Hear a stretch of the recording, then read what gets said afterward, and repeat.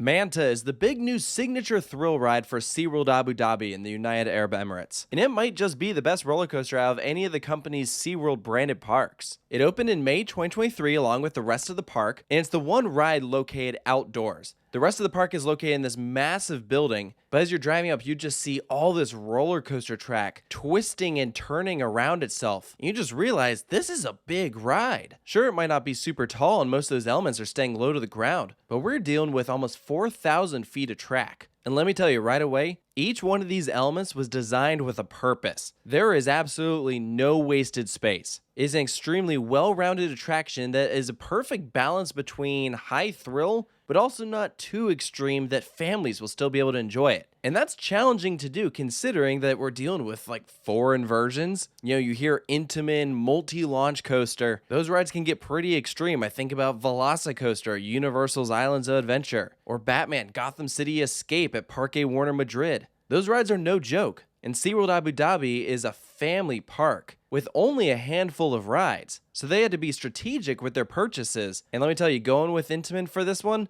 was absolutely the right choice. This is a fantastic ride. In this review, I'm going to dive into the layout, talk about each of the individual moments, give some recommendations for where to ride, and also talk about the ugly side of it, primarily dealing with the operations and how big of a pain they actually can be. But let's first start off with the queue, because even though this is an outdoor ride, the entrance for Manta is very much in the park. SeaWorld Abu Dhabi is built up into multiple levels, and for this you'll have to go down to the bottom floor. You're walking along these dark pathways that's designed to look like a shipwreck, and then you emerge out into the light and see that beautiful Manta sign. And what's to your right other than a bunch of stingrays? Of course they had to. It's a great first impression with the tank to your right and all this coral to your left. But the theming doesn't stop, and that goes for the entire park here. We're dealing with one of the most themed places on the planet. But this queue is designed to look like you're at the bottom of the ocean, in the position of a manta ray, swimming past all this coral, rockwork, more shipwrecks, just really setting the scene. Everything has this blue tint to it, and you see that train approach. How awesome of a lead car that is. It very much resembles the Manta roller coaster at SeaWorld San Diego. Funny enough, by a different manufacturer. That one was built by Mach Rides, but is also a lot tamer. This feels like Manta's older brother. Like if Manta grew up, you'd get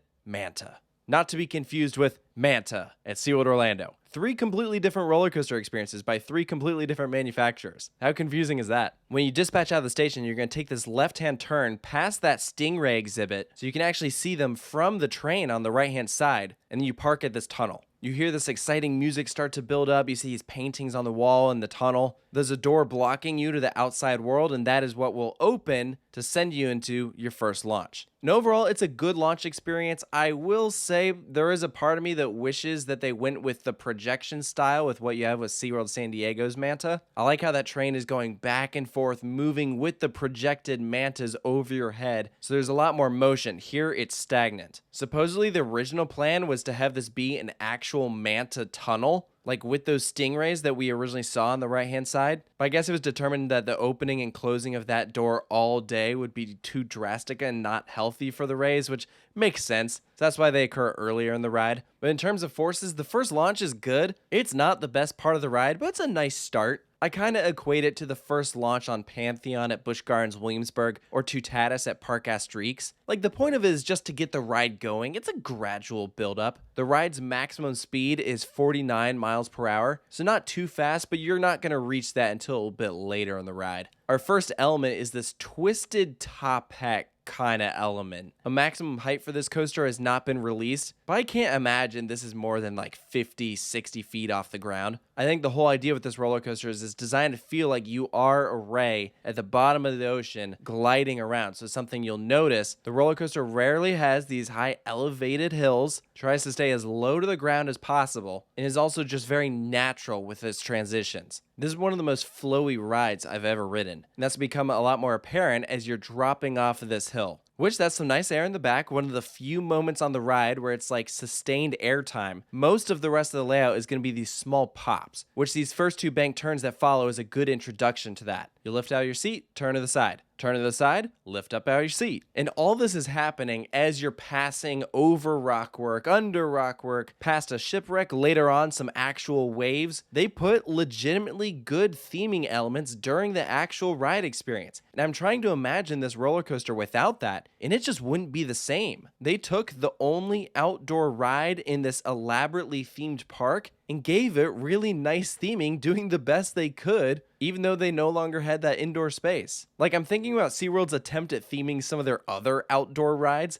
and it just looks sad compared to what they did with Manta. I know it's two completely different budgets, but still, this is a good example of how you can theme a thrilling outdoor roller coaster, where it legitimately enhances the ride experience, including our first inversion on the ride, a corkscrew. You flow right over some of these rocks that if you have your hands up, it's a total hand chopper. So from there, you pass under a mast into this little twist through that shipwreck I was talking about earlier, and we have one more twisted airtime pop before you hit launch number 2. And there's very, very few moments on this ride that were disappointing, and unfortunately, I'd put launch number 2 in that category. This is just an ever so slight boost that you just barely feel. It seems like they just had to keep the current momentum that you're at, so there's no real change in acceleration. But at least on the plus side, it's themed a little. You have some rocks at the entrance. If you look closely, you can see mantas above you as you're gliding along. And this launch sits parallel to launch number 3, which we're going to get to in a second. After this ever so slight boost, we enter the only straight traditional airtime hill on the ride. And this is awesome. In the front row, you get great airtime on the ascent. If you're sitting in the back, you're going to get great airtime as you're coming off of the hill. And you're now at the back section of the ride, which is over by where you enter the park. So you've just traveled like the complete length of this building. Because after that airtime hill is another twist, and then you go into a cutback. That's the furthest moment of this ride. Like, that is the essential halfway point. Think about all the elements that we've gone through up until this moment. That's only 50%, which is crazy. Not only is this ride long, but there's so much variation. Manta keeps things interesting the whole time. So let's start with that return trip. First off with a heartline roll, an extremely low one too. It passes directly underneath that twist that you went through before the cutback, and is just such a smooth rotation. Extremely comfortable, not really whippy. Like, as much as I enjoy the ride in these different moments, it's not very aggressive in the way it takes these maneuvers. Like, it doesn't throw you into the inversion like what you have with the Mosasaurus roll, for example, on Velocicoaster. I know that's an extreme example, but it feels just very natural. Now, unfortunately, after this roll, we have the last 2 parts of the ride that just don't do it for me. There's a slightly banked airtime hill and then a little step down into launch 3. You can tell that you're supposed to get airtime, and unfortunately you don't. There's just nothing to these hills, and that's disappointing because every other hill has at least given you a small pop of airtime. So maybe they're just a little bit too gradual, a little bit too drawn out. They just didn't hit the mark. But luckily, it's brief enough and immediately gets overshadowed by the awesome third launch. By far the best launch on the ride. I think here is where you're probably hitting the max speed, boosting up to almost 50 miles per hour. That's why I say, as much as this is a thrill coaster, it doesn't have the extreme speed that you get with a thrill coaster. Like, to put that in perspective, we're going about the same speed as Big Bear Mountain at Dollywood. And that has a 39-inch height requirement, is loved by little kids, and here we're flipping you upside down 4 times. Kind of weird, right? But I love this banked hill that immediately follows the third launch. This might be the highest point of the ride. And when you're sitting in the front, you get whipped to the right. Probably the snappiest moment on the roller coaster, and I think that is specifically what makes this a front row ride for me. Don't get me wrong, I enjoyed the back, but I feel like you really feel that speed up front, and when this roller coaster inherently isn't going too fast, you want that heightened sense of speed for these different elements. So if you can only ride Manta once, try for the front row. And this banked hill is what is going to send you into the final inversion, a 0G stall. And this one is just a quick in and out. Very graceful. You're only upside down for like a split second. It honestly reminded me a lot of Velocicoaster's stall, just because of how low it stays. Very different sensation from like the stall at Gotham City Escape, where it is designed for hang time. And continuing with that just perfect profiling, in one smooth motion, you rise up over that rockwork, drop down with a twist from the right to the left, enter a small bunny hop, and then this great wave bank turn. As you're like switching directions, you go past more rocks, and then there's another wave, and it's awesome. Even the bank turns will toss you around, and that's what sends you into the final brake run. It is such a well-crafted ride. It's not really aggressive, but it's a heck of a lot better than rides that have all these elements that just don't do anything. Like, there is a purpose for each moment, and there's like barely any repetition, and that's impressive. So for that reason, if you're a kid trying to get into big roller coasters and you live in the Abu Dhabi area, this is perfect for working your way up to a ride like Flying Aces or Formula Rossa. But it'll be more extreme than a ride like Turbo Track or even Mission Ferrari. But if I had to give some tips, try to ride Manta later in the day if you can. It definitely warms up. As much as I enjoyed my first ride, it reminded me a bit of Cheetah Hunt, which is kind of a tamer Intamin multi-launch coaster. But after doing it again, I was like, okay. It's still a step below those extreme multi-launch coasters like Taiga, but it is more extreme than Cheetah Hunt, even though Cheetah Hunt is faster than this. Later in the day was really when it warmed up, and I just wanted to sit on this thing for multiple rides because it just really grew on me. Unfortunately, re-riding is not really an option with the way things are set up here at SeaWorld Abu Dhabi. Even if the train is empty or there's an empty seat, you have to get off every single time and walk around to rejoin the queue. And that's a big turnoff because the operations are awful. You have been warned. These are the worst dispatches in the United Arab Emirates. And it's a shame because the line would be significantly shorter if they just changed a few simple things. So, first off, they don't group people for the individual rows until the previous train's restraints have been checked. So that train is dispatching while they're telling people where to ride. So if you're on two-train operation, sometimes the grouper won't be fast enough that the gates have opened and you still have a long line, but all these empty rows because they can't tell people where to go fast enough. I know they want to keep that station mostly clear, but come on, guys.